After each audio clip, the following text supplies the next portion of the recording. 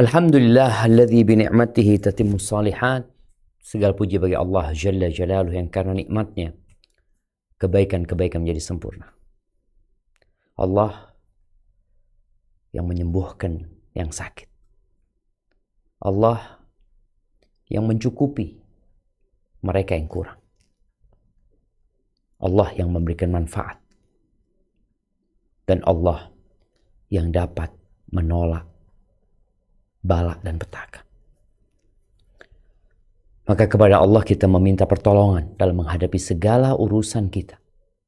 Baik itu urusan dunia kita yang terkadang membuat kita tersilaukan, yang membuat kita tersilap, yang membuat sebagian manusia menjual agamanya demi mendapatkan sedikit kenikmatan dunia. Padahal kita tahu semua yang ada di dunia ini akan pergi, akan sirna. Ma indakum yanfad wa ma indallahi baq. Yang ada pada kalian akan habis.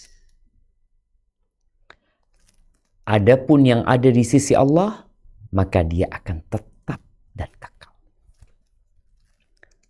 Maka semoga Allah membimbing kita untuk senantiasa berjalan di atas rel yang ditetapkan untuk menuju kepada Allah Azza wa Jalla. Dan semoga Allah senantiasa membantu kita dan hadir dalam segala masalah yang kita hadapi. Allahumma salli wa sallim ala abdika wa rasulika sayyidina wa maulana Muhammadin wa ala alihi wa ashabihi wa man tabi'ahum bi ihsanin ila yaumiddin, amma ba'd. Jemaah rahimakumullah, khususnya teman-teman di MT Al-Ikhlas ya. Kita telah mengkaji tentang bagaimana perjalanan para sahabat Nabi dari kota Madinah di tahun ke-6 Hijriah menuju ke kota Mekah untuk melaksanakan ibadah umroh. Jadi peristiwa ini terjadi 1440 tahun yang lalu. Kita sekarang tahun 1446. Sebentar lagi kita akan meninggalkan tahun ini dan masuk ke tahun baru Hijriah 1447 Hijriah. Ya, kejadian ini lama.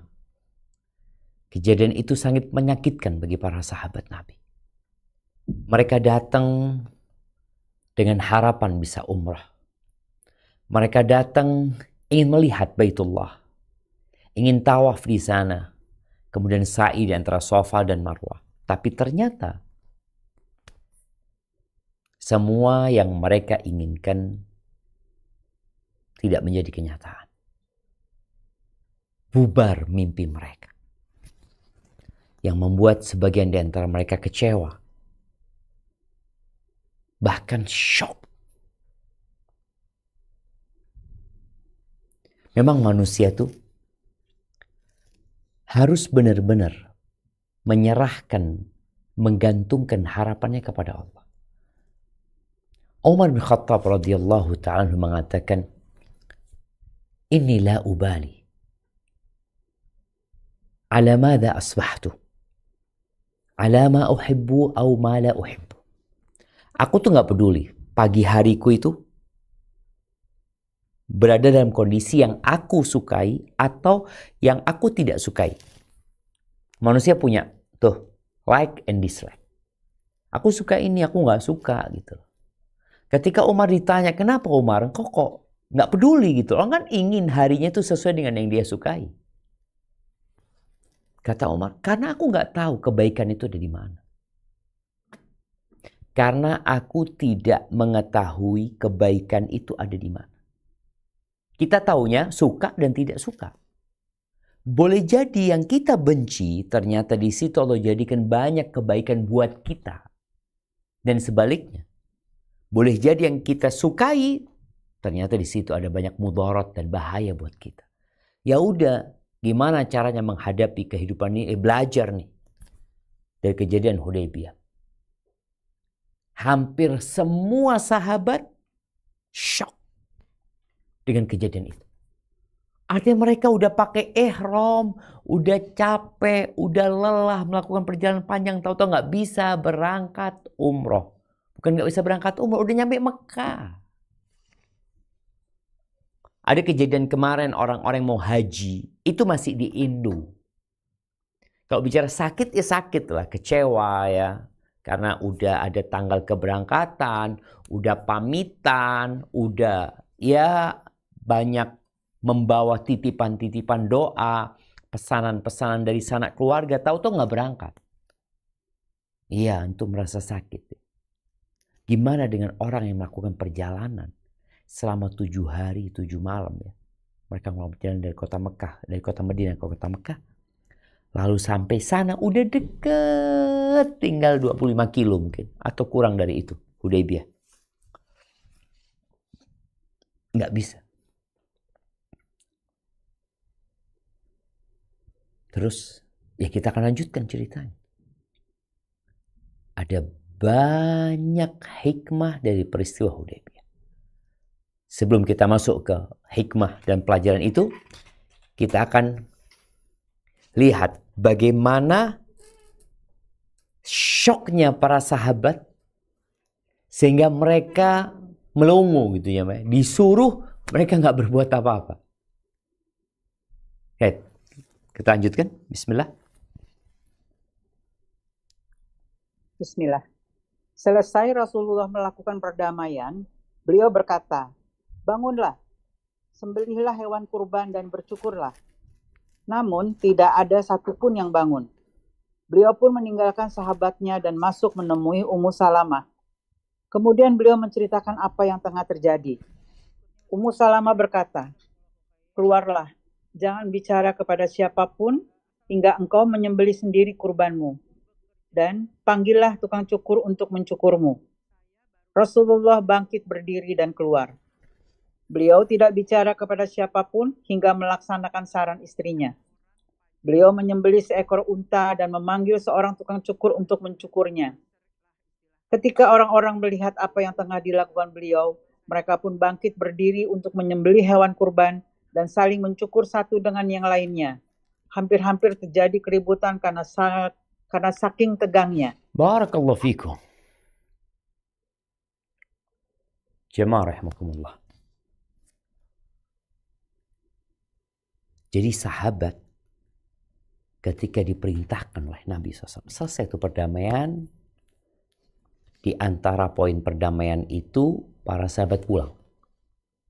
Terus kapan mereka umroh? Tahun depan. Ya udah terjadi kesepakatan. Utusan orang musyrikin udah balik, umat Islam mau tidak mau melanjutkan pulang ke kota Madinah tanpa melaksanakan umrah. Dan Nabi alaihi salatu wassalam, beliau mengatakan kepada para sahabatnya, "Qum fanharu thumma hliqu." Kalian bangkitlah semua, sembelih hadi yang kalian bawa. Karena memang Allah Azza wa Jalla mengatakan, "Fa in uhsirtum famastaysra minal hadi." Barang siapa yang tidak bisa melaksanakan ibadah umroh padahal dia sudah niat ya. Niat dan sudah masuk ke ibadah tersebut. Satu-satunya ibadah yang kalau sudah masuk harus diselesaikan itu haji dan umrah. Allah Azza wa Jalla mengatakan, "Wa atimmul hajja wal umrata lillah." Sempurnakan ibadah haji dan umrah untuk Allah. Harus disempurnakan. Fa in uhsirtum, tadi kau nggak bisa, padahal sudah pakai ihram, udah niat, nggak bisa, ya sudah menyembelih hewan yang bisa dikurbankan. Maka Nabi alaihissalatu mengatakan kepada para sahabatnya, "Qumu, ayo kalian bangkit semua, sembelih korban kalian dan tahallul, cukur kalian." Karena gitu proses orang yang nggak bisa menyempurnakan ibadahnya dikarenakan terhalangi, imma itu sakit atau apa, itu yang dilakukan. Apa kata perawi hadis ini? Fama qama rajulun minhum. Satu pun di antara 1.400 sahabat nggak ada yang bangun. Bukan mereka nggak nurut, tapi mereka sedang shock. Ayo bangkit. Nggak ada satupun yang bangun. Padahal di sana ada sahabat-sahabat besar. Ada 10 sahabat yang dijamin masuk surga. Tapi mereka nggak bangun. Akhirnya Nabi SAW masuk ke tendanya. Ketika itu beliau berangkat bersama Ummu Salamah radhiyallahu taala anha. Dilihat wajah Nabi berubah. Ummu Salamah menawarkan diri, ada apa ya Rasulullah? Maka Nabi cerita bahwa beliau memerintahkan namun kaumnya, umatnya tidak menjalankan perintahnya. Nabi takut. Sallallahu alaihi wasallam azab Allah itu turun. Lalu Ummu Salamah radhiyallahu taala anha memberikan sebuah arahan. Ini penting. Seharusnya menginspirasi para wanita untuk selalu hadir menyelesaikan masalah suaminya, bukan nambah masalah. Terkadang sebagian wanita tahu suaminya pulang kerja capek, lelah, itu ditambahin masalah. Ummu Salamah enggak. Dia tahu dia juga kepingin umroh. Dia berangkat dari kota Madinah itu mau umroh. Tapi nggak jadi. Terus apa? Apakah pantas kemudian Ummu Salamah menangis dalam posisi suaminya sedang menghadapi sebuah permasalahan yang besar? Enggak.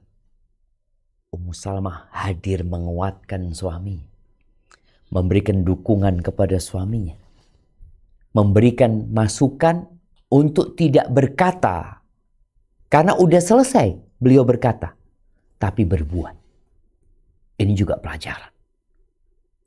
Kadang-kala kita nyuruh anak kita, kadang-kala kita merintahkan mereka dengan lisan, mereka nggak jalan. Ya udah, nggak usah ribut sama mereka. Berdiri kerjakan. Semoga nanti dia mikir, dia ngelihat loh. Ibuku ngelakukan itu, bapakku ngelakukan itu, sudah dia bangkit berdiri untuk menjalankannya. Dan itu yang disampaikan Ummu Salamah. Engkau keluar, jangan ngomong dengan satu pun di antara mereka. Nggak usah. Karena udah ngomong nggak dengerin. Nabi SAW keluar aja dari tendanya. Lalu beliau mengambil belatinya, menyembelih ontanya. Dalam kondisi berdiri. Kemudian dipanggil tukang cukurnya. Kemudian mencukur rambut Nabi SAW. Membotakin kepala Nabi SAW. Itu bagaimana ketika Nabi keluar SAW. Semua mata 1.400 orang memandang kepada Nabi SAW. Mau kemana Rasulullah SAW? Dilihat. Sampai berdiri di depan onta. Disembelih ontanya. Kemudian panggil tukang cukurnya. Semua mata memandang. Ketika mereka melihat itu, maka tadi akhirnya para sahabat berdiri nyembelih kurban mereka. Sebagian mereka mencukur, membotakin sebagian lainnya. Sampai disebutkan di sini, hampir-hampir terjadi keributan. Ini kurang detail ya. Keributan ini maksud apa? Di bahasa Arabnya disebutkan, hatta kada ba'duhum yaqtulu ba'dan ghamman. Hampir sebagian mereka itu membunuh sebagian lainnya karena perasaan mereka. Wah, cepet-cepetan cukur sudah di antara mereka. Baik, itu yang terjadi. Dilanjutkan. Di antara mereka ada yang mencukur habis rambutnya dan ada juga yang sekedar memendekkannya. Rasulullah berkata, semoga Allah mencurahkan rahmatnya kepada orang-orang yang mencukur habis rambutnya. Para sahabat berkata, dan mereka yang sekadar memendekkan rambutnya? Rasulullah berkata, semoga Allah mencurahkan rahmatnya kepada orang-orang yang cukur habis rambutnya. Dan pada yang ketiga kalinya beliau menambahkan, dan juga kepada orang-orang yang sekedar memendekkan rambutnya. Rasulullah menyembelih Barakallahu fikum. Naam jemaah. Ini ada doa dari Nabi SAW ya. Yang doa ini seharusnya umat itu berlomba-lomba untuk mendapatkan doa Rasul SAW. Nabi mendoakan yang membotak rambutnya 3 kali. Beliau mengatakan yarhamullahu al-muhalliqin. Yarhamullahu al-muhalliqin 2 kali disebutkan di hadis ini. Kemudian yang ketiga baru wal muqassirin. Yarhamul muhalliqin wal muqassirin, dan orang-orang yang memendekkan rambutnya. Sahabat itu yang memendekkan rambutnya itu minta didoakan juga. Tapi Nabi tidak mendoakan mereka. Kecuali yang ketiga kali. Ini menunjukkan fadilah membotak rambut. Sebagian orang melakukan umroh haji, yang penting tahallul. Padahal dalam urusan dunia, kita itu kalau cari untung, kita akan cari untung yang paling besar. Bukan asal-asalan untungnya. Kita dapat tawaran nih, ini untungnya 1 juta, ini untungnya 3 juta. Apakah kita akan memilih yang 1 juta? Enggak. Tapi kadangkala orang itu karena sayang sama rambutnya atau apa, akhirnya dia lebih memilih ya keuntungan yang sedikit daripada keuntungan yang banyak. Padahal dari setiap rambut yang jatuh, itu akan jadi cahaya. Akan dihapuskan dosa. Dan diangkat derajat. Barakallahu fikum. Nah. Rasulullah menyembelih kurbannya berupa seekor unta yang di kepalanya terdapat kalung perak.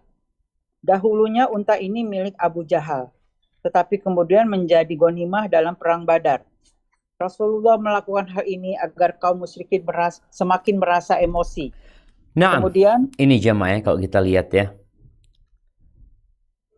Abu Jahal itu punya onta yang besar, yang gagah. Orang itu kalau mau kurban biasanya ya sebagian mengorbankan sesuatu yang biasa-biasa aja. Tapi Nabi SAW membawa kurban yang besar. Dan itu yang beliau potong alaihi salatu wassalam. Kurban itu di riwayat ada yang mengatakan di hidungnya ada perak. Ya. Bernilai ontanya ini. Dihias dengan perak lagi ya. Kenapa Nabi potong itu di hadapan orang-orang musyrikin? Untuk membuat mereka semakin emosi. Orang itu kalau emosi, kalau marah, itu jadi susah hidupnya. Menderita. Dan melakukan itu disyariatkan.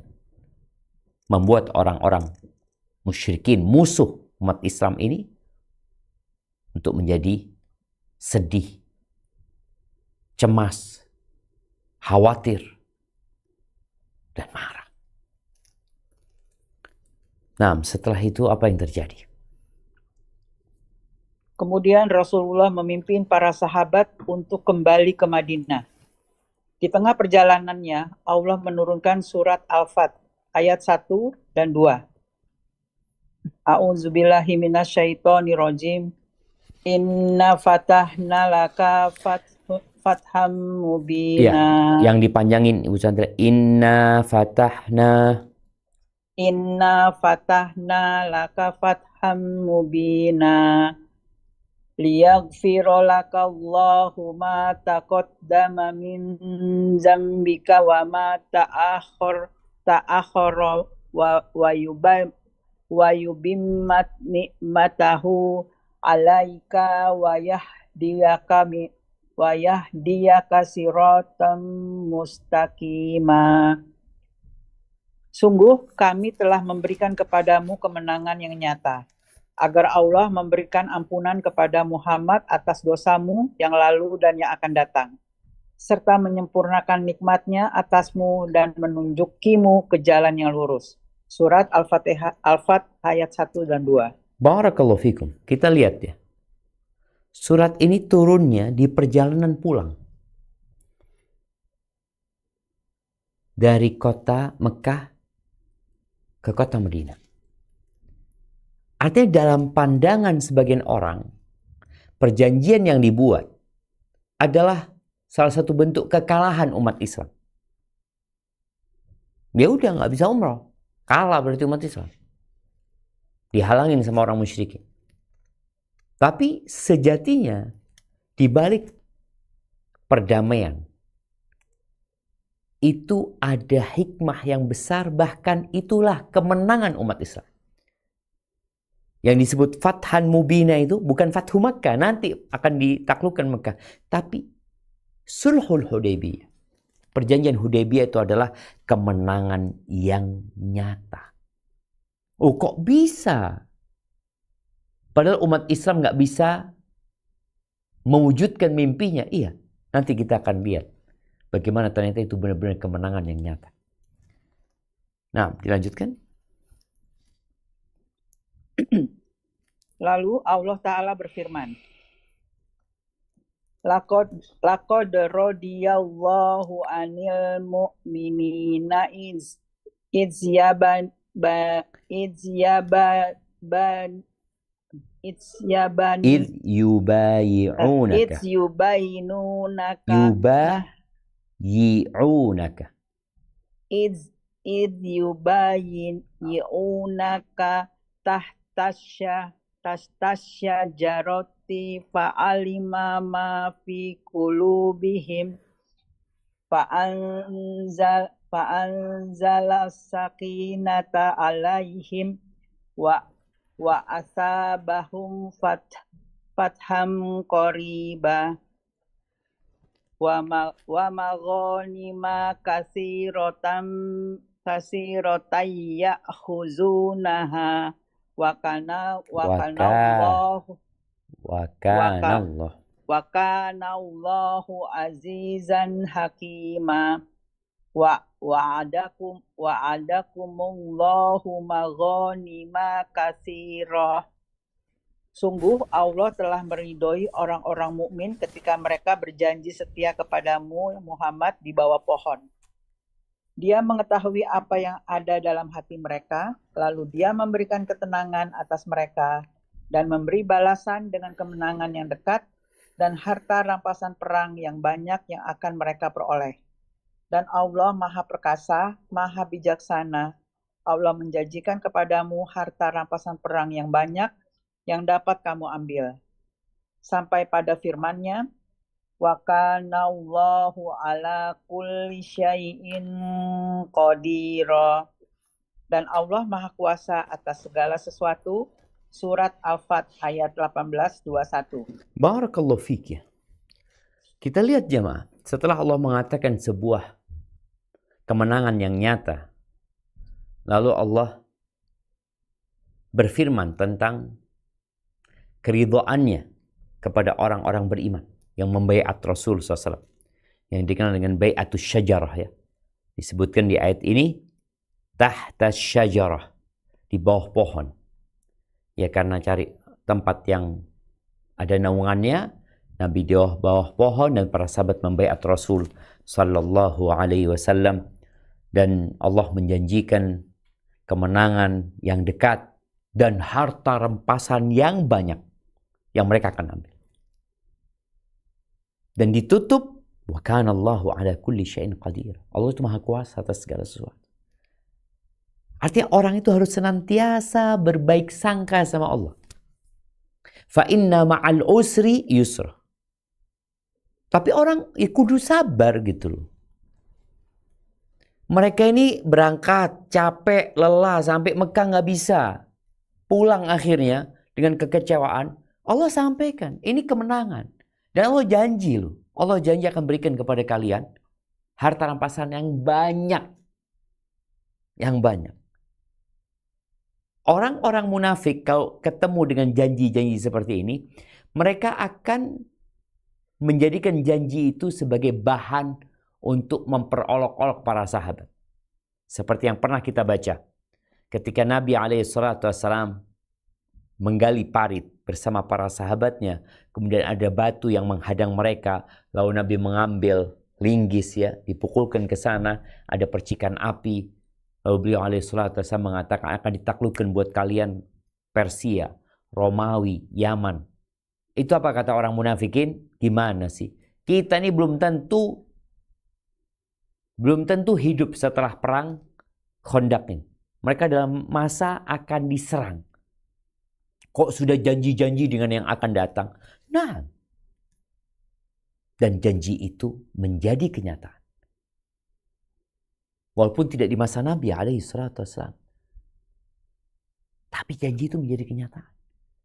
Kita ini kadangkala kurang percaya dengan janji-janji Allah.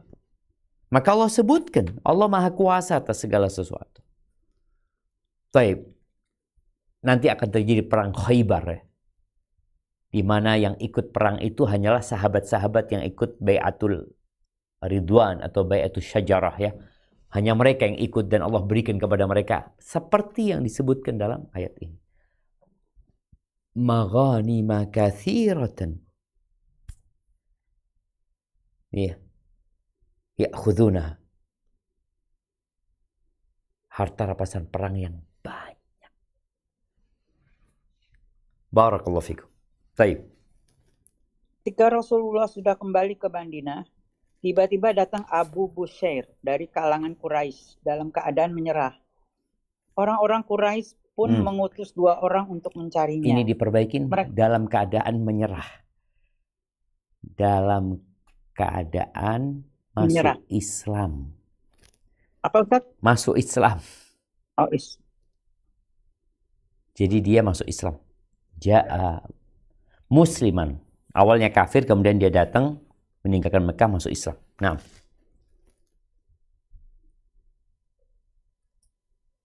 Maka Rasulullah pun menyerahkan Abu Bushair kepada 2 orang utusan Quraisy. Kemudian keduanya membawa hingga sampai di Dzulhulaifah. Mereka istirahat sambil makan kurma.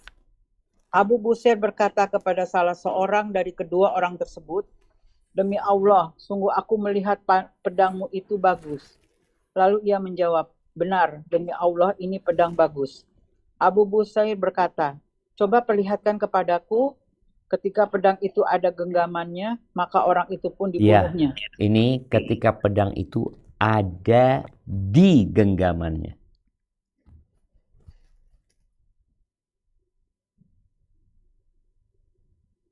Nah. Sedangkan yang satunya lari hingga kembali ke Madinah lalu masuk ke dalam masjid. Ketika Rasulullah melihatnya, beliau berkata, "Sepertinya orang ini tengah ketakutan." Ketika ia bertemu dengan Rasulullah, orang itu berkata, "Temanku telah dibunuhnya dan aku pun akan dibunuhnya." Tiba-tiba datanglah Abu Bushair seraya berkata, "Wahai Nabi Allah, Allah telah memenuhi janjinya untuk menyelamatkanmu. Engkau telah menyerahkan aku kepada mereka dan Allah menyelamatkan aku dari mereka." Nabi bersabda, "Celaka, ia telah menyalakan api peperangan seandainya ia punya seorang pengikut."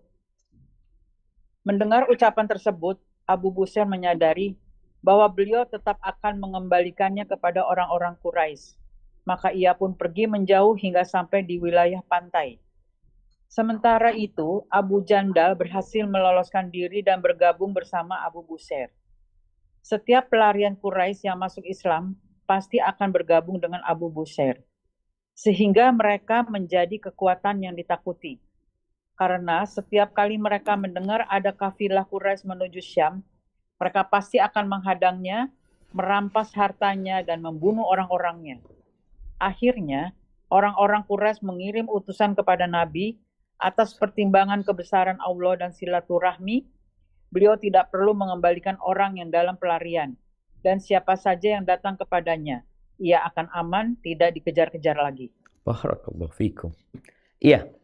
Di antara poin perjanjian yang ditulis pada Sulhul Hudaybiyah, kalau ada orang Madinah yang murtad kemudian bergabung dengan orang musyrikin, maka nggak boleh dituntut. Nggak boleh dibalikin. Nggak boleh ada orang Madinah datang ke Mekah ya, itu orang kabur, serahkan kepada kami. Nggak bisa. Tapi sebaliknya, Kalau ada orang musyrikin yang kabur ke Madinah masuk Islam, maka umat Islam harus balikin. Salah satu yang kabur ke Madinah Abu Busair. Maka sampai Madinah, orang Quraisy kirim orang untuk menjemput nih kaburan yang dari Mekah ini. Mereka mengatakan, ingat perjanjian kita? Iya, kata Nabi SAW menyebutkan. Iya, Abu Busair. Aku nggak bisa mengkhianatin perjanjian itu. Akhirnya Abu Busair dibawa pulang. Kemudian seperti yang disebutkan tadi, Abu Busair dengan taufik dari Allah Azza wa Jal, bagaimana dia pura-pura bertanya tentang pedang itu ya. Kemudian pedang itu diambil dan dibunuh dengannya yang pemilik pedang. Akhirnya Abu Busair sama Nabi SAW tetap akan dikembalikan. Abu Busair kabur ke daerah namanya Saiful Bahar, itu di perbatasan ya dekat kota Madinah, tapi lumayan lah, mungkin 140 kilometer dari kota Madinah. Dia di sana sudah. Setiap ada orang yang masuk Islam dari Mekah, nggak mungkin masuk Madinah mereka. Maka mereka ke sana. Dan Nabi menyebutkan nih orang nih, kalau punya pengikut, oh dia akan menyurutkan api peperangan. Dan betul. Quraisy takut sama kelompoknya Abu Busair. Sehingga minta kepada Nabi SAW untuk menarik Abu Busair sudah. Biarkan mereka masuk ke Madinah dan kami tidak akan nuntut. Di sini yang namanya fa'inna ma'al usri yusra. Cuma orang tadi kadang-kala yang dia lihat itu, ya Allah gimana perjanjian ini zalim. Yang masuk Islam dari orang musyrikin harus dibalikin, yang murtad nggak boleh dibalikin. Tapi ternyata ada hikmah besar di sana. Yang kita bisa mengetahuinya. Kapan? Setelah kejadian. Sebelum kejadian, ya serahkan sama Allah. Dengan keyakinan Allah itu maha kuasa atas segala sesuatu dan Allah itu maha bijak dengan segala ketentuan dan ketetapannya. Barakallahu fikum. Nah, kita akan masuk ke hikmah yang dapat diambil dari peristiwa ini. Tafadhal. Hikmah atau pelajaran yang bisa dipetik. Ibnu Qayyim berkata tentang hikmah yang terkadang dalam perang tersebut, sungguh sangat besar dan agung hikmah yang terkandung di dalamnya. Hanya Allah saja yang tahu. Dialah yang menciptakan sebab-sebabnya yang penuh dengan kebijakan. Sehingga tercapailah tujuan dan hikmah tersebut. Segala puji baginya. Perang Hudaibiyah memang sangat syarat dengan hikmah dan pelajaran-pelajaran. Ibnu Qayyim menuangkan dalam bukunya Ja'adun Ma'ad dan Muhammad bin Abdul Wahab membahas secara khusus hingga mencapai 139 pelajaran dan hikmah. Berikut ini adalah ringkasannya. Barakallahu fikum. Jamaah. Hikmah itu hanya Allah yang meliputinya. Manusia berusaha untuk menyimpulkan. 1, 2, 3. Di sini disebutkan sampai 139 ya. Boleh jadi lebih dari itu. Namun para ulama ingin agar yang membaca sejarah itu bisa mengetahui secara langsung hikmahnya. Maka ditulis hikmah-hikmahnya. Ada buku-buku sejarah yang tidak menulis hikmahnya. Ya sudah, engkau baca, engkau simpulkan hikmahnya. Pasti ada hikmahnya. Dan betul ada banyak hikmah. Apa saja? Ini yang akan kita baca. Yang pertama, silahkan. Pertama, diutusnya Bisri bin Sufyan sebagai intelijen, padahal ia adalah seorang musyrik. Ibnu Qayyim berkata, minta bantuan kepada orang musyrik yang dapat dipercaya dalam jihad dibolehkan. Dan jika memang diperlukan. Sebab intel dari suku Khuzai itu adalah seorang yang kafir. Tujuannya adalah demi kemaslahatan sebab ia dapat berinteraksi dengan musuh dan menggali informasi. Ibnu Hajar berkata, pada peristiwa ini dibolehkan meminta masukan dari kalangan muahidin dan ahli zimah.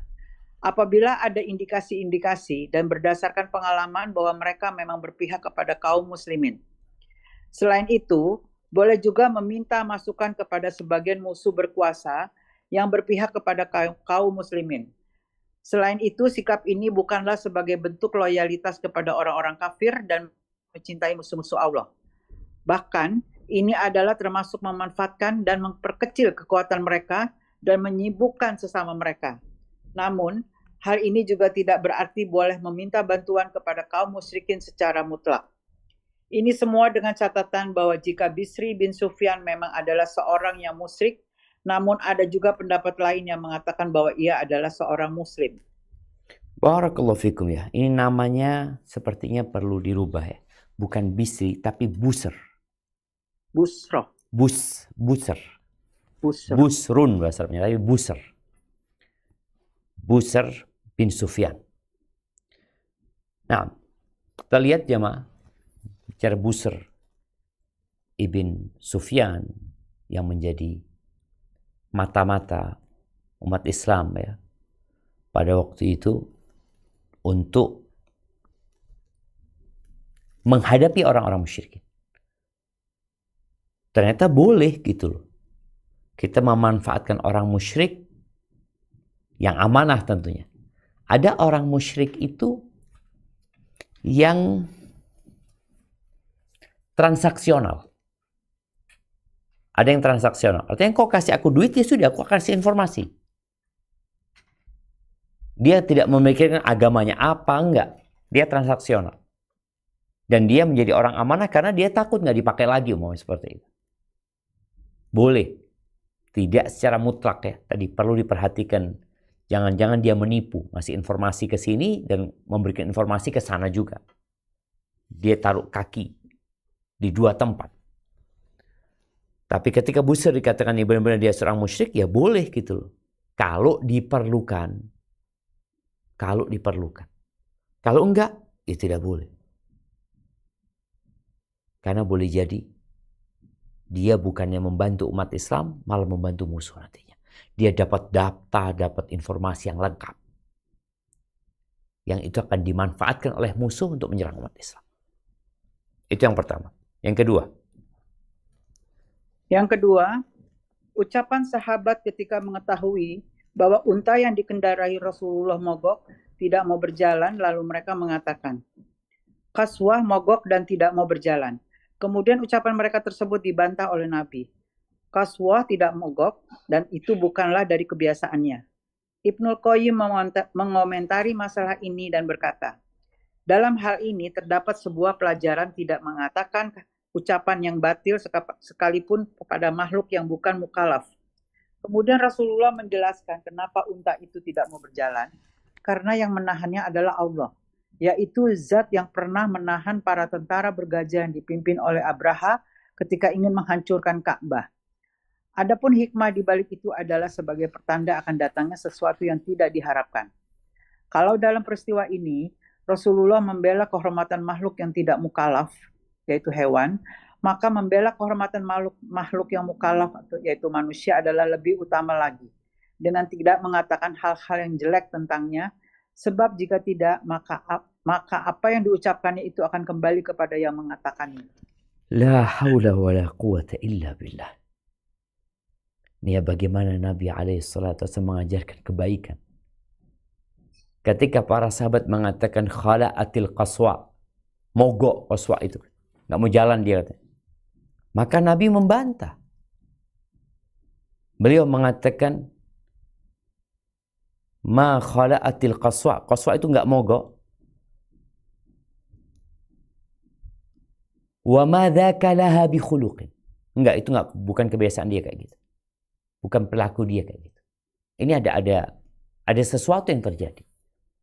Kalau binatang saja kita disuruh belain dia. Nabi mencontohkan untuk membela dia, untuk tidak dijelek-jelekan binatang. Apalagi manusia. Ini Qaswa nggak bisa bela diri dia. Qaswa ini ontanya Nabi SAW yang namanya Qaswa. Ini nggak bisa bela diri, nggak bisa ngomong dia. Dia nggak bisa mengatakan, loh aku ini nggak kepingin mogok, tapi aku nggak bisa jalan gitu loh. Kemudian Nabi SAW yang membelanya.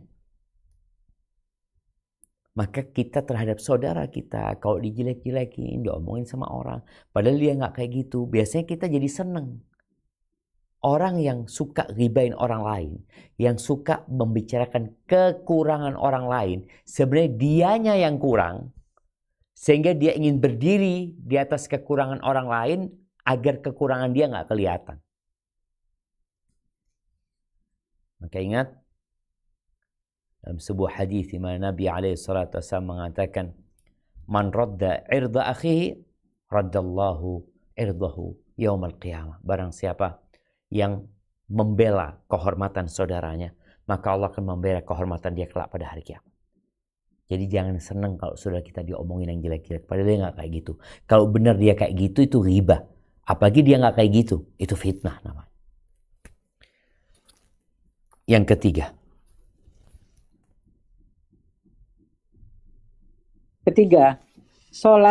Sholat qauf yang dilakukan Rasulullah di Usfan menunjukkan betapa pentingnya sholat dan sholat berjamaah. Nah, afwan, ini sholatnya bacanya itu ada kayak tanda di atasnya A itu dihapus ya. Sholatnya itu sholat khauf. Oh, sholat khauf bukan yang khauf ini. Dilakukan Rasulullah di Usfan menunjukkan betapa pentingnya sholat dan sholat berjamaah. Rasulullah tetap menjaga sholat berjamaah sekalipun dalam kondisi perang dan takut terhadap musuh. Rasulullah tidak mengizinkan seorang pun melakukan sholat sendiri-sendiri. Sementara itu, kaum muslimin dewasa ini banyak yang meremehkan sholat berjamaah di masjid.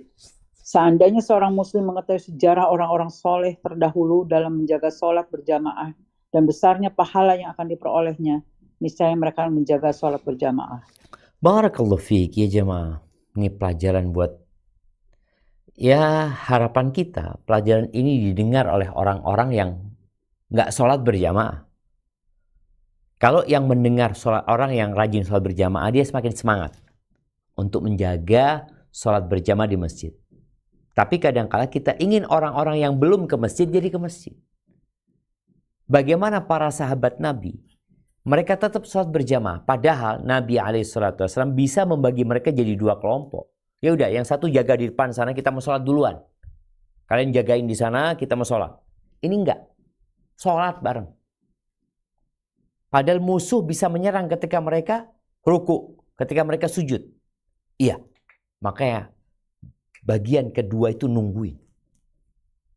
Menungguin saudaranya ini. Jangan sampai akhirnya musuh bisa menyerang ketika mereka sedang lengah. Ini di medan perang tetap berjamaah. Apalagi di tempat yang santai, damai ya. Orang dengar azan masih duduk-duduk. Masjidnya di depan. Kakinya nggak bisa nyampe masjid. Dengan berbagai alasan. Padahal kakinya dia gunakan untuk berangkat kerja. Jogging. Naik sepeda. Dia lakukan. Tapi ke masjid nggak bisa. Apa penyebabnya? Dosa. Makanya kalau ada di antara kita yang berat melakukan ketaatan, ingat penyebabnya adalah dosa. Maka segera bertobat dan memohon ampun kepada Allah Azza wa Jalla. Baik, yang keempat. Yang keempat, perkataan Abu Bakar kepada Urwah bin Mas'ud, "Isaplah kemaluan Lata." Ibnu Hajar berkomentar, dari sini dibolehkannya mengucapkan kata-kata kotor untuk menghardik orang yang pantas mendapatkannya. Syekh Muhammad bin Abdul Wahab berkata, perkataan Abu Bakar kepada Urwah bukan termasuk ucapan kotor yang tercela. Allahu Akbar jemaah. Jadi ada ucapan yang kotor. Tapi kalau disampaikan di waktu, tempat, dan orang yang berhak mendapatkannya, jadi yang gak kotor. Jadinya pas buat dia memang. Bagaimana Urwah ketika mengatakan bahwa kalian akan kabur meninggalkan Muhammad SAW kalau sudah berhadapan dengan musuh ya. Abu Bakar radhiyallahu anhu gak kuat, dia mengatakan umsus bidzrallat anahnu nafirru minhu. Engkau isap tuh kemaluannya Lata itu. Engkau ngomong kita akan kabur meninggalkan dia. Dan Nabi tidak memungkirinya, tidak mengingkarinya. Bahwa kata-kata yang kotor ini kadangkala tepat diucapkan di waktu, tempat, dan orang yang berhak mendapatkan. Makanya tidak dicela Abu Bakar mengatakan itu. Karena yang tercela adalah yang pantas mendapatkan kata-kata itu. Tapi jangan sembarangan kita menyampaikan hal itu.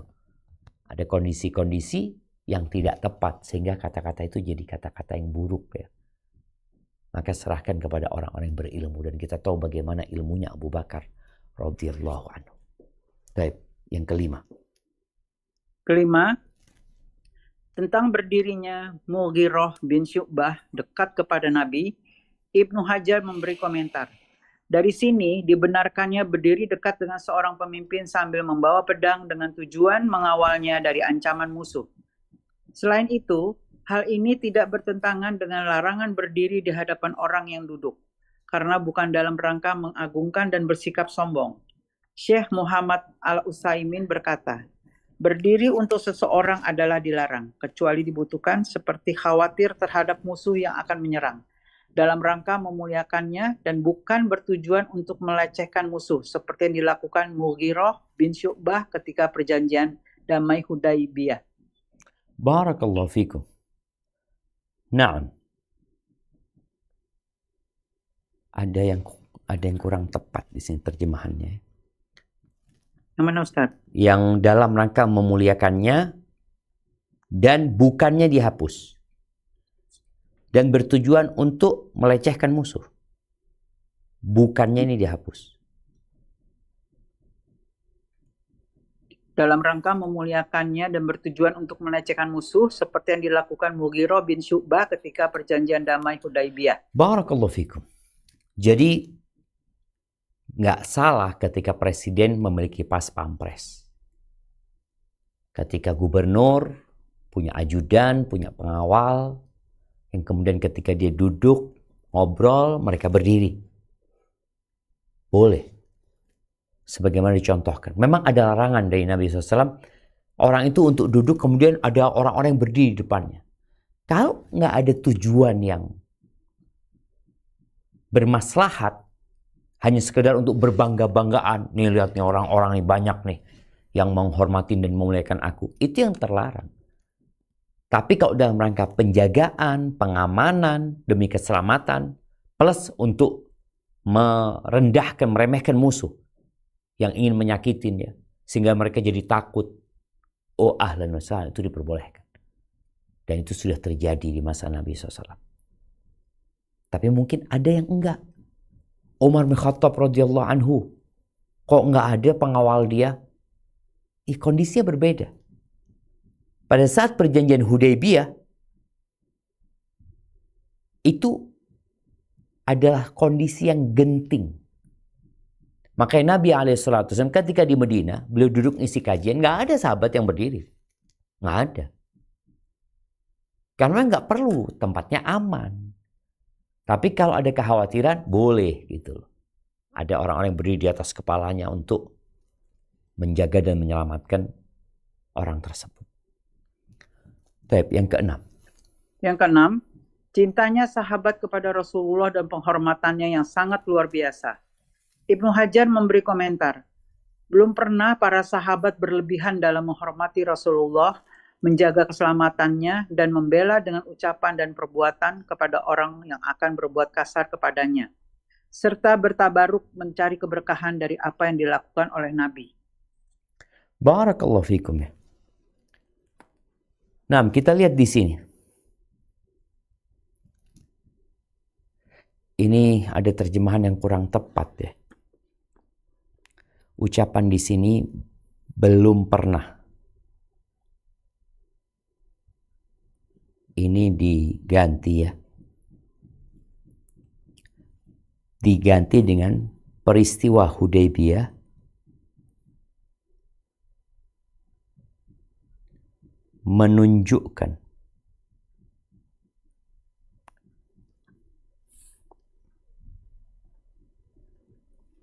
akan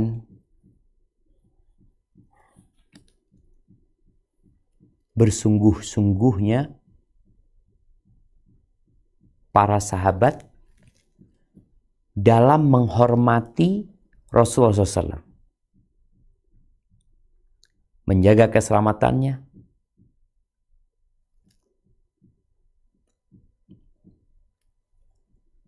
membela dengan ucapan dan perbuatan kepada orang yang akan berbuat kasar kepadanya, serta bertabarruk, mencari keberkahan dari apa yang dilakukan oleh Nabi SAW. Mencari keberkahan dari bekas-bekas Nabi SAW. Apa yang dilakukan ini diganti dari bekas atau sisa-sisa Nabi Sallallahu Alaihi Wasallam. Kita ingat ya, bagaimana ketika Nabi SAW meludah, para sahabat itu berebut ludahnya Nabi SAW. Nah, kemudian mereka mengusapkan ke rambutnya, ke wajahnya. Sallallahu Alaihi Wasallam. Kita lihat di terjemahannya ini judulnya cintanya sahabat kepada Rasul dan penghormatannya yang sangat luar biasa, Sallallahu Alaihi Wasallam. Kemudian belum pernah para sahabat berlebihan. Ya memang para sahabat tidak berlebihan. Cuma ini babnya Ibnu Hajar ketika menjelaskan tentang bagaimana para sahabat tadi bersungguh-sungguh menghormati Nabi alaihi salatu wassalam. Yang dilihat oleh tokoh-tokoh musyrikin. Yang tokoh-tokoh musyrikin itu cerita, aku itu pernah ke Romawi berjumpa dengan Raja Romawi, Kaisar Romawi. Aku juga pernah ke Persia berjumpa dengan Kisra, Raja Persia. Tapi nggak ada orang yang cinta kepada rajanya seperti kecintaan para sahabat Nabi Sallallahu Alaihi Wasallam kepada Rasul Sallallahu Alaihi Wasallam. Mereka bertabaruk dengan bekas-bekas Nabi Alaihi Salatu Wassalam. Ini sesuatu yang disyariatkan dan dicontohkan oleh para sahabat. Memang berkaitan tabaruk dengan orang-orang lain, orang-orang soleh yang lain, itu diperselisihkan oleh para ulama. Karena sebagian mengatakan nggak tabaruk itu dengan Nabi SAW saja. Adapun dengan orang soleh, ya kita bertabaruk dengan ilmunya, dengan doanya, tapi tidak dengan sisa dari peninggalannya. Barakallahu fikum. Yang ketujuh. 7. Dalam proses negosiasi, para sahabat melakukan hal yang tidak biasanya mereka lakukan. Ketika Rasulullah Shallallahu Alaihi Wasallam membuang ludah, mereka mengambilnya lalu mengusapkannya ke wajah dan dada mereka. Padahal hal ini belum pernah dilakukannya. Hal ini dilakukan untuk memperlihatkan kepada utusan orang kafir tentang sikap para sahabat terhadap nabinya, Shallallahu Alaihi Wasallam. Tujuan dari semua itu adalah untuk membangkitkan amarah musuh dan memperlihatkan penghormatan sahabat terhadap Rasulullah Shallallahu Alaihi Wasallam. Barakallahu fikum. Nah, ini disebutkan di sini bahwa hal itu tidak biasa terjadi di kota Madinah, tapi saat itu terjadi. Tapi kejadian itu juga bukan dibikin-bikin. Memang seperti itu para sahabat menghormati Rasulullah SAW. Sehingga orang musyrikin lihat nggak mungkin mereka itu akan meninggalkan Nabi Muhammad SAW. Betul. Jadi ini sesuatu yang seharusnya menjadi pelajaran buat kita. Bagaimana kita memuliakan guru kita. Tanpa berlebih-lebihan. Itu buat Nabi SAW. Ya, beliau meludah, ludahnya ditangkap sama sahabat. Tapi selain beliau alaihissalam nggak seperti itu. Namun tetap kita memuliakan guru-guru kita, menghormati mereka dengan penghormatan yang tidak ada unsur berlebih-lebihan di dalamnya. Yang ke-8. 8. Pentingnya perilaku serta pengaruhnya yang lebih besar daripada ucapan Urwah yang sejak awal berkata kepada Rasulullah Shallallahu Alaihi Wasallam tentang para sahabat, aku melihat orang-orang yang seandainya mereka mengetahui besok tentang kamu, mereka akan tinggalkanmu. Ternyata dugaannya meleset ketika ia duduk bersama sahabat dan melihat bagaimana perilaku sahabat terhadap Rasulullah Shallallahu Alaihi Wasallam dan penghormatan dan pengagungan mereka kepada beliau Shallallahu Alaihi Wasallam. Sehingga ketika ia kembali kepada orang-orang Quraisy seraya berkata, "Wahai orang-orang Quraisy, aku pernah bertemu Kaisar, Raja Romawi, dan juga Najasyi dalam istananya. Demi Allah, aku belum pernah melihat seorang raja di tengah kaumnya yang dimuliakan seperti Muhammad SAW di tengah sahabatnya. Sungguh aku melihat mereka tidak akan pernah menyerahkannya untuk apapun selama-lamanya. Tinjaulah kembali pendapat kalian." Orang akan merasa aneh. Bagaimana sampai keluar kata-kata seperti itu hanya dari satu orang. Namun, ketika masalahnya sudah jelas, maka ia akan mengetahui betapa pengaruh perilaku dan sikap pada seseorang akan lebih besar ketimbang kalimat yang panjang. Nah, jadi Urwah bin Mas'ud yang awalnya mengatakan, engkau akan ditinggal sama orang-orangmu ini. Nabi tidak jawab. Tapi kan Abu Bakar yang marah, yang kemudian mengatakan, isaplah kemaluan Lata. Itu Abu Bakar. Tapi Nabi nggak jawab. Nabi tidak menjelaskan, oh kaumku nggak akan seperti itu, nggak ada. Urwah ini setelah selesai berjumpa Nabi SAW, pulang berubah ucapannya. Kok bisa berubah? Karena sebelumnya dia punya dugaan. Yang dugaan ini nggak beralasan. Ketika dia lihat, maka dugaan yang ada dalam benak dia itu menguap. Nggak mungkin sahabat-sahabat akan meninggalkan Nabi SAW. Nggak mungkin. Artinya kalau orang Quraisy ini berpikir, gimana kalau kita nego sama pengikutnya, kita kasih duit, kayak kita kasih apa ini supaya mereka meninggalkan Nabi Muhammad SAW. Tak mungkin. Tak mungkin. Apakah itu karena penjelasan? Bukan. Tapi karena penglihatan. Jadi pendengaran itu kadangkala nggak apa ya. Orang kadangkala nggak mendengar dengan jelas. Tapi kalau orang melihat,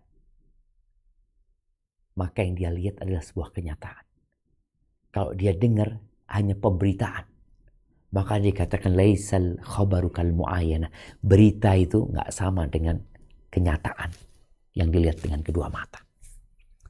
Barakallahu fikum. Nah, yang ke-9. 9. Ketika Utsman datang terlambat, sebagian kaum muslimin menduga bahwa ia sedang melakukan tawaf di Ka'bah.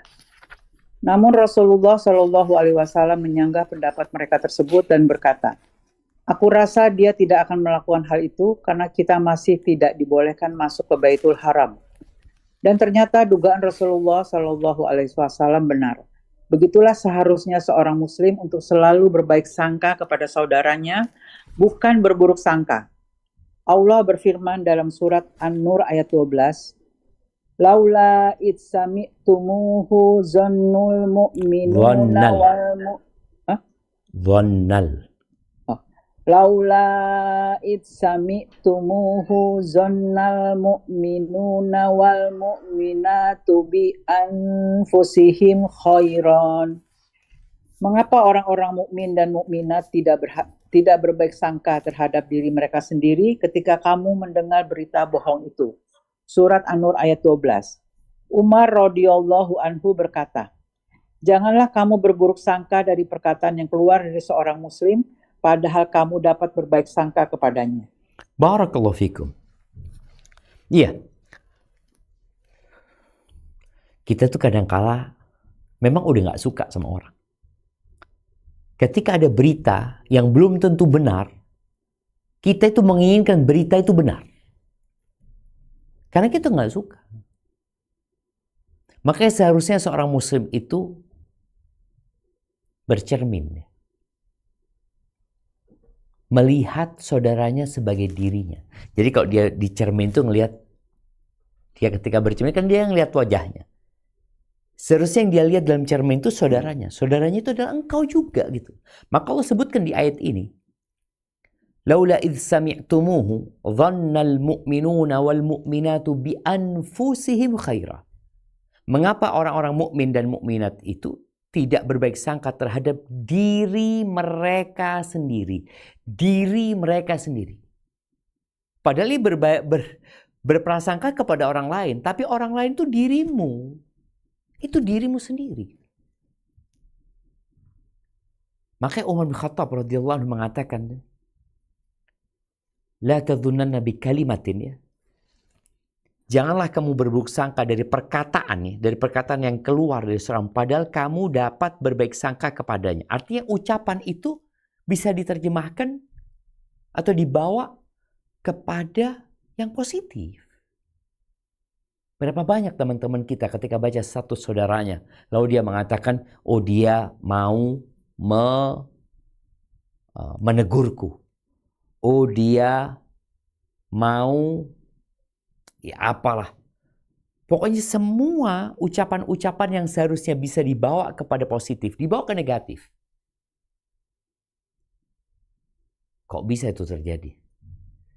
Karena orang itu orang yang negatif. Jadilah orang yang positif, yang selalu berbaik sangka kepada orang lain. Kecuali ada bukti-bukti yang nyata, yang menunjukkan memang dia ingin keburukan. Tapi kalau enggak, itu prasangka, nggak ada bukti. Dan Allah Azza wa Jalla mengatakan, ya ayyuhalladzina amanu ijtanibu katsiran minadh-dhann. Wahai orang-orang beriman, hindari banyak berprasangka. Jadi ketika kita ngobrol sama orang, dapat WA dari orang, atau ada orang mindah omongannya orang, engkau berusaha untuk positive thinking. Dan ternyata betul. Yang terjadi tidak seperti yang disangkakan para sahabat. Para sahabat berpikir, Utsman ini udah tawaf nih. Ya gimana? Dan betul Utsman ditawarin tawaf. Ditawarin, fadhol kalau mau tawaf. Di depan mata Ka'bah itu. Kata Utsman, ma kuntu li'atufa biha. Nggak mungkin aku tawaf di sini. Sampai Rasulullah SAW yang tawaf di sana. Tapi ketika antum negative thinking sama orang, akhirnya jadi buruk. Allah itu tergantung prasangka hambanya. Hendaklah kita berprasangka yang baik. Yang ke-10. 10. Dalam situasi yang genting, biasanya musuh akan berusaha untuk menebarkan fitnah dan isu di tengah kaum muslimin, seperti isu tentang terbunuhnya Utsman. Oleh karena itu, seorang muslim harus waspada terhadap berbagai isu. Jangan mudah menerimanya dan membenarkannya, atau ikut-ikutan dalam menyebarkannya dan terpengaruh olehnya. Hendaknya ia memastikan lebih dahulu dan tidak tergesa-gesa menerimanya.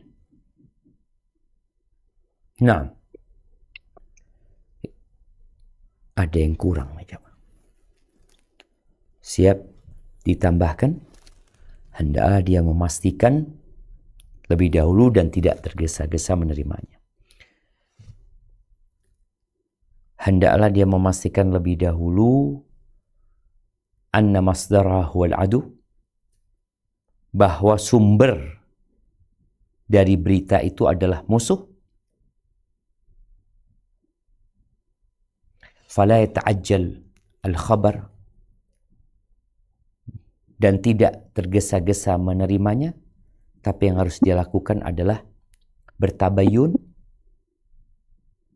dan jangan sampai, tapi yang harus dilakukan adalah bertabayun, cross check, dan jangan sampai melakukan tindakan yang membuat musuh gembira dan memasukkan, yang jangan sampai melakukan tindakan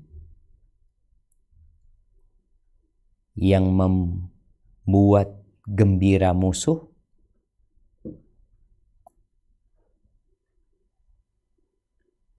dan memasukkan ketakutan dan kecemasan kepada umat Islam. Taib. Ya, jadi memang dalam kondisi yang genting, dalam kondisi yang penuh dengan fitnah juga, kita tuh nggak boleh terburu-buru. Isu apapun, engkau lihat, isu ini penting nggak? Oh nggak penting, ya udah nggak penting, nggak usah disebarin. Taib penting. Taib, ketika isu penting, pastikan dulu sumbernya dari mana. Apa sih keinginan musuh menyebarkan berita tersebut? Kadangkala berita yang kita baca di koran, berita yang kita baca di website, di aplikasi berita, itu hanya berita yang disetting, yang ingin orang memang mendengar berita itu. Belum tentu kenyataannya seperti itu. Dan boleh jadi ada berita lain yang lebih besar, yang hendak ditutupi dengan berita-berita kecil seperti itu. Seperti berita tentang Utsman dibunuh. Akhirnya membuat para sahabat ketakutan. Dan betul, akhirnya Nabi SAW membaiat semua sahabat untuk bertahan. Kalau benar Utsman dibunuh, perang gitu. Padahal mereka datang bukan untuk perang. Gara-gara berita itu. Maka hendaknya kita berhati-hati untuk menyebarkan berita, kecuali kita sudah memastikan dan kita juga tahu ini berita ini penting untuk disampaikan. Kejadian perang Khandaq, ketika Nabi SAW dapat informasi, dapat berita kalau Banu Quraidah, Yahudi yang ada di dalam kota Madinah, mereka berkhianat. Maka Nabi SAW mengutus orang, mengatakan kepada mereka, nanti kalau ternyata mereka berkhianat, kalian jangan ngomong langsung. Tapi mereka kasih isyarat. Kenapa? Takut kalau ngomong, nanti terdengar sama orang-orang, kemudian berita itu disebarkan. Dan membuat umat Islam semakin cemas. Panik. Maka Nabi SAW mengatakan, kalau mereka berkhianat, engkau kasih isyarat sama aku. Tapi kalau mereka nggak berkhianat, engkau silahkan ngomong terang-terang. Jadi ada adab dan etika menyebarkan berita. Tapi sekarang semua orang bisa menyebarkan berita. Walaupun pada akhirnya mengatakan, afwan ternyata hoax. Afwan ternyata nggak penting. Nah, baik. Yang ke-11. 11. Menyikapi isu dengan benar merupakan suatu yang sangat penting. Di sini kita melihat bagaimana Rasulullah Shallallahu Alaihi Wasallam menyikapi isu dengan tindakan yang tidak diperhitungkan musuh. Padahal musuh menginginkan dengan isu tersebut terjadi perpecahan dan perbedaan di kalangan umat Islam. Namun kenyataannya justru sebaliknya, yaitu terjadinya baitur ridwan. Alhamdulillah. Sahabat menyambut baiat ini dengan antusias dan memperlihatkan sikap loyalitas dan solidaritas yang siap berkorban dengan apa saja untuk menghadapi musuh. Sehingga isu itu justru menjadi sumber kekuatan kaum muslimin. Begitulah seharusnya kita dalam menyikapi berbagai isu. Barakallahu fikum. Naam jamaah. Jadi itu hikmah yang Allah berikan kepada Nabi SAW. Seorang pemimpin itu jangan panik dengan isu-isu tersebut. Karena kalau pemimpinnya panik, ya akan ribut di anggotanya. Tapi ketika disikapi dengan bijak, Nabi SAW mengumpulkan para sahabat. Mereka akhirnya berbaiat. Mereka semakin menyatu. Jadi isu itu membuat sahabat semakin menyatu. Kenapa? Karena diserahkan kepada orang yang berilmu. Tapi kalau isu itu ditelan mentah-mentah oleh orang awam, yang ada mereka akan bingung gimana. Maka di sini butuh kehadiran seorang pemimpin yang menyelesaikan masalah tersebut. Maka hendaklah kita sebagai rakyat ini sering-sering mendoakan pemimpinnya agar Allah memberikan hidayah dan petunjuk kepada mereka, khususnya di waktu-waktu yang mustajab. Tapi itu yang dapat kita kaji pada kesempatan kali ini. InsyaAllah sisa dari hikmah dan pelajaran ini kita akan bahas pada perjumpaan yang selanjutnya. Mungkin kita masuk ke sesi tanya jawab. Anda persilahkan. Alhamdulillah, jazakumullah khair Ustaz atas segala ilmu yang diberikan. Tafadhol, jika ada yang ingin bertanya silahkan.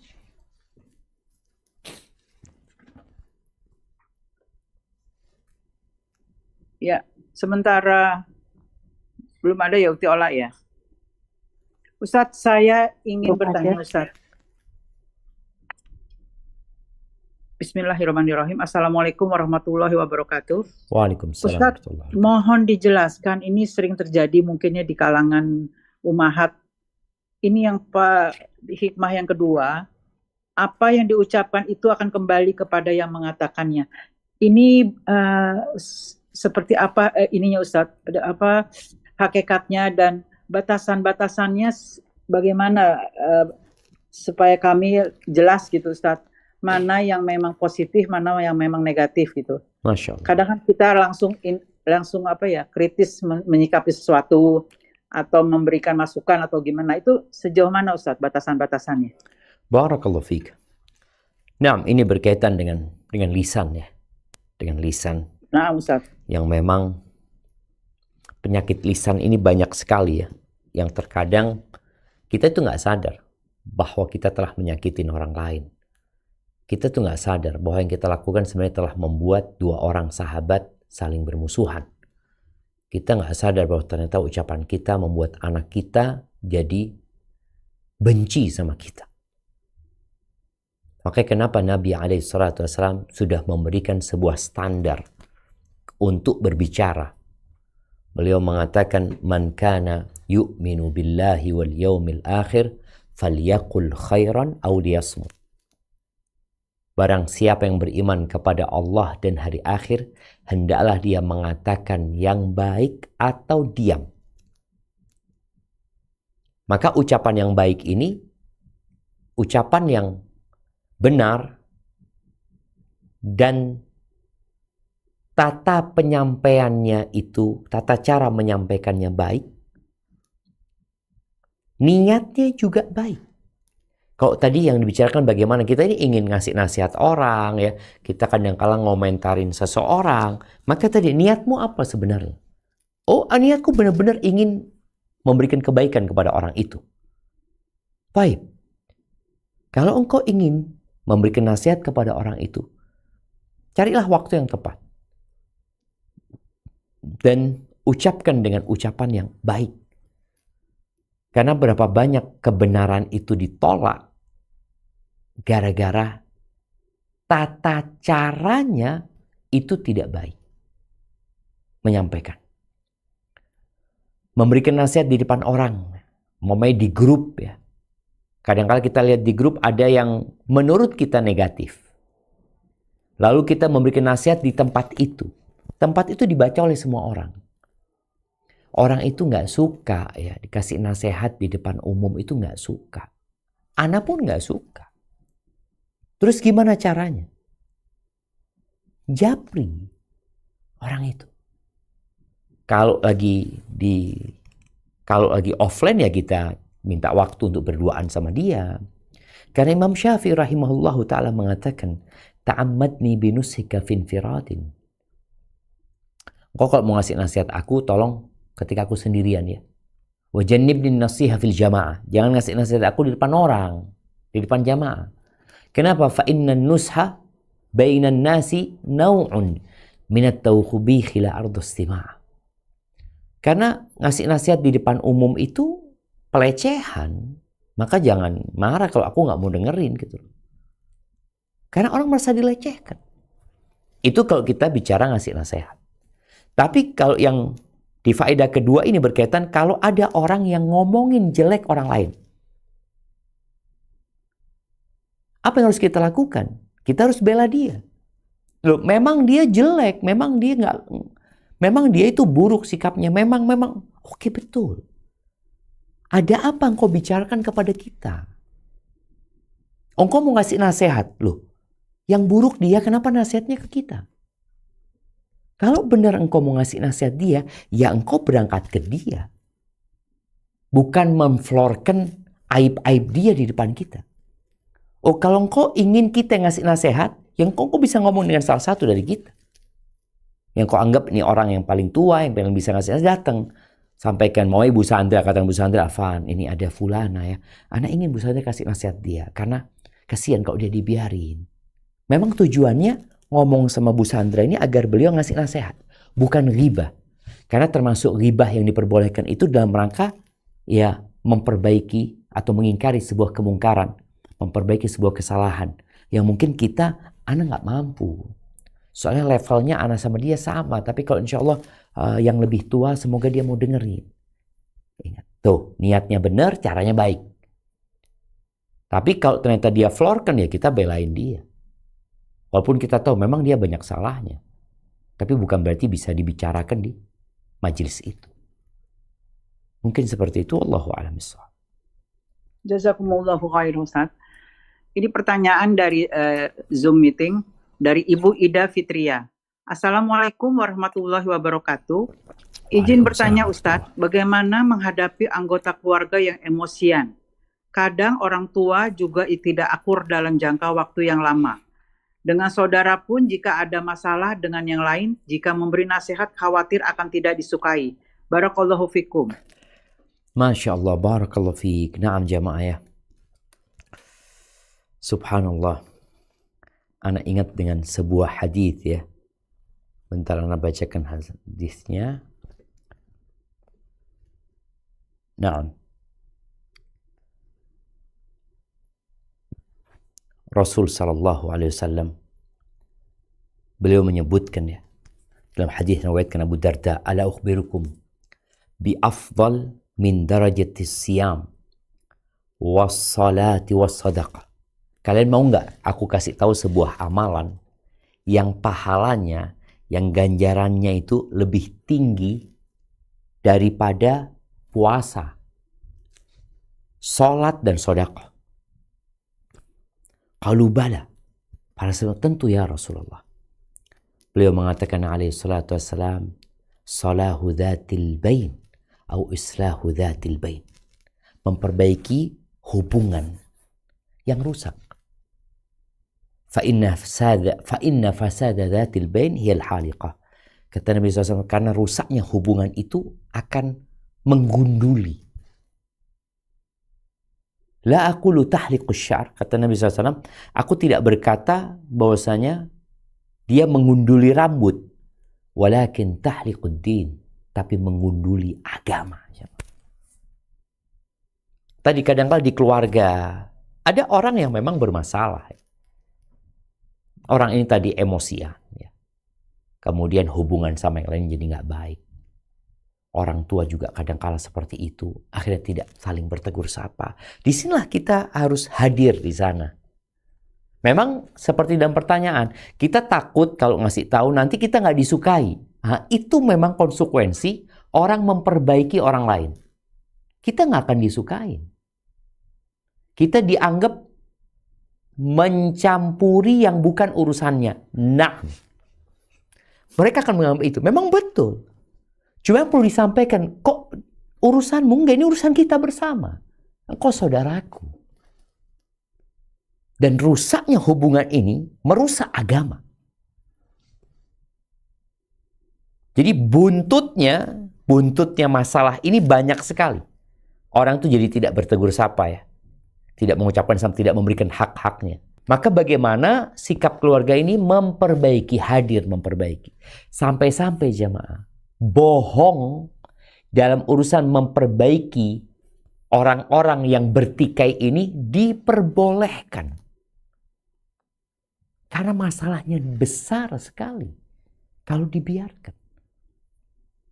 Maka berusahalah untuk datang kepada yang suka marah, yang emosional, ya, kepada dia, sampaikan maafmu, sampaikan kepada dia, ya aku tahu bahwasanya ada orang-orang yang membuatmu marah.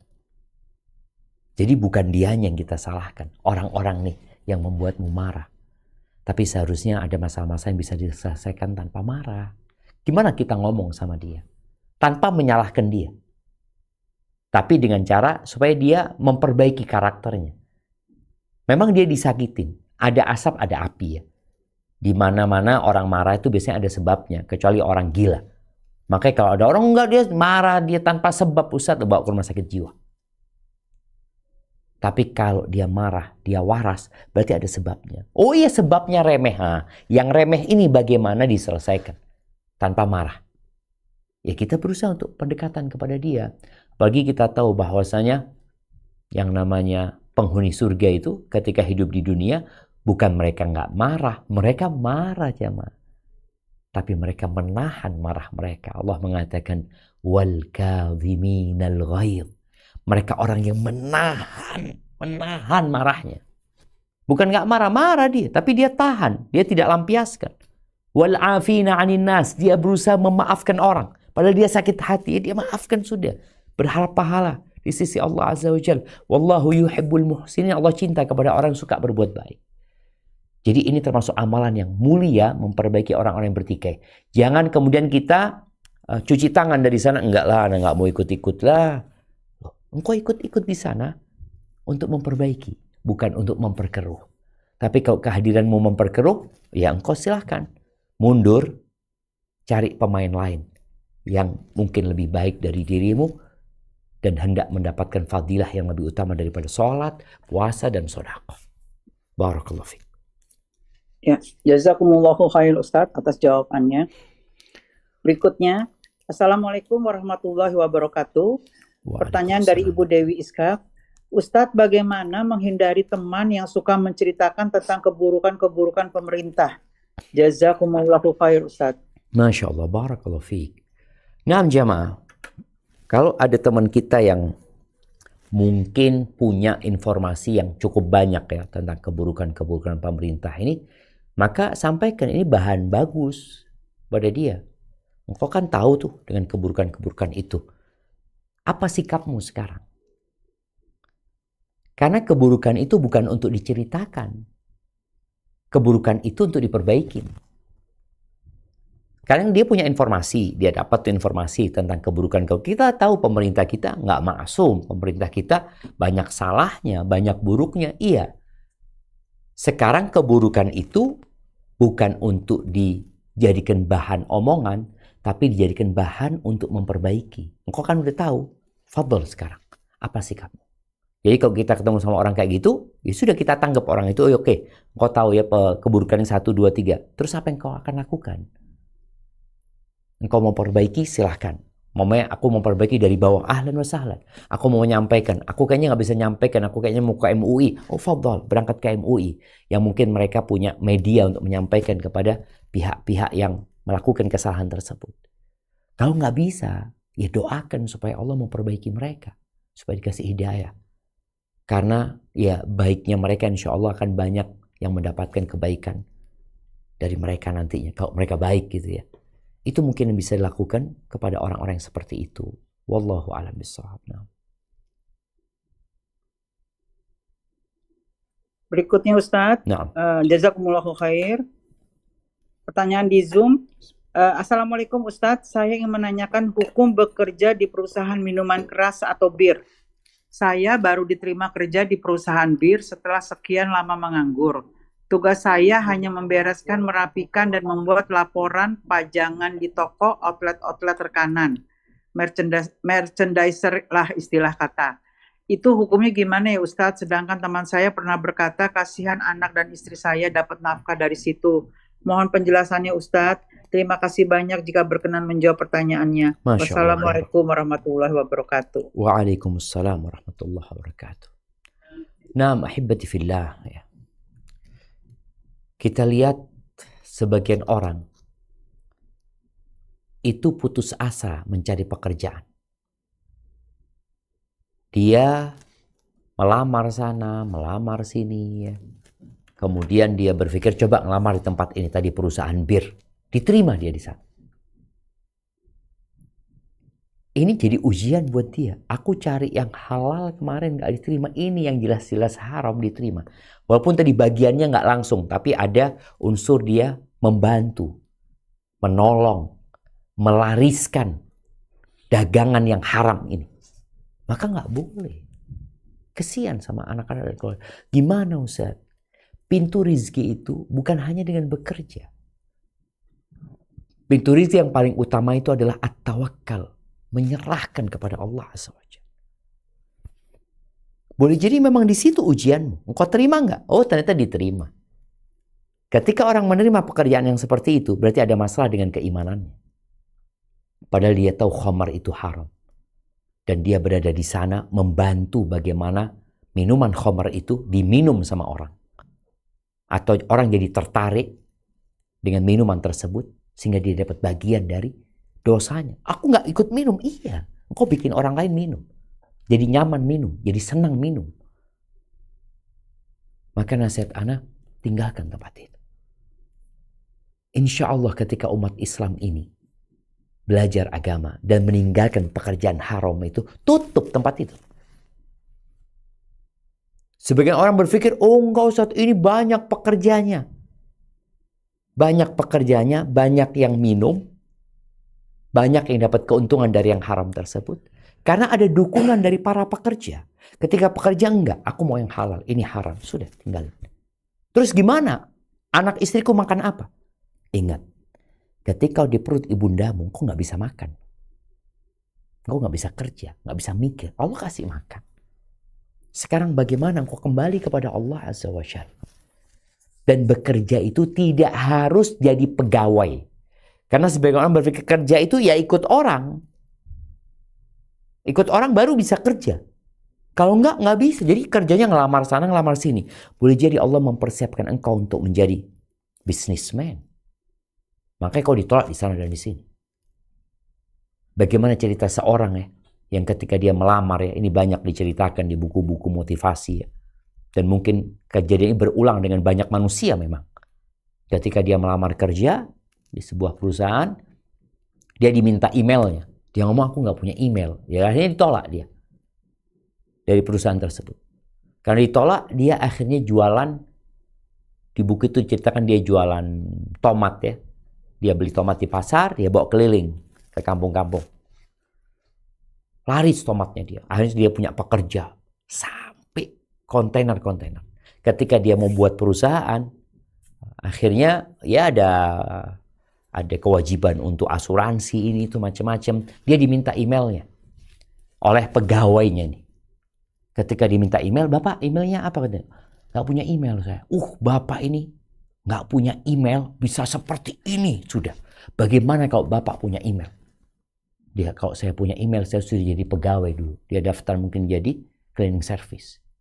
Udah jadi itu saya dulu. Itu hikmahnya.